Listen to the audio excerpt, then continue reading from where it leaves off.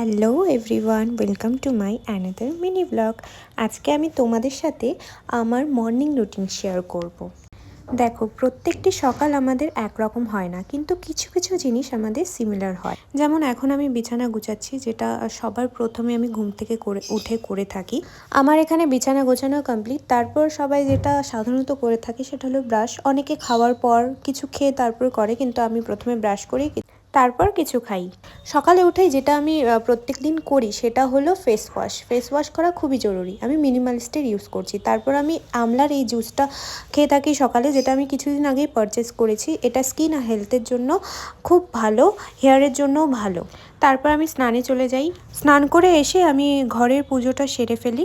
তারপর আমি এখানে রেডি হয়ে নিচ্ছিলাম, আমাকে অফিস যেতে হবে। আমি প্রথমে টোনার ইউজ করি, তারপর বডি লোশন।